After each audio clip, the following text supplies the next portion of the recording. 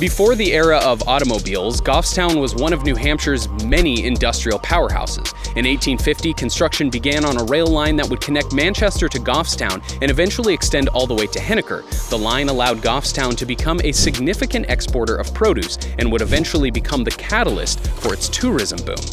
But in order for the locomotive to effectively pass through Goffstown, it had to cross the Piscataquag River. It did so via a large wooden-covered rail bridge that was part of Goffstown's skyline for over 70 years. It was a popular shortcut for high school students walking home, and it became known as a feat of bravery to climb into the rafters and write your name in chalk as the locomotive passed underneath.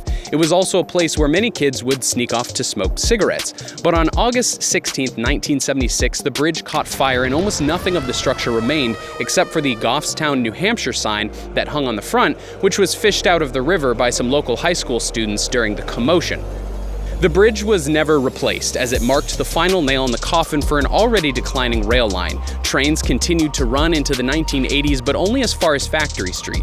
How did the fire start? Well, it remains a mystery, and the case has never been fully closed. There are two major theories. The first goes back to those students who used to sneak in and smoke in the rafters. It's believed the fire may have been started from a discarded cigarette that fell into dry leaves. The second theory involves a local man who was known for starting fires. He had recently set a chicken coop ablaze and was seen reportedly walking down Mill Street around the time the fire began. But that said, these are only theories and no one really knows.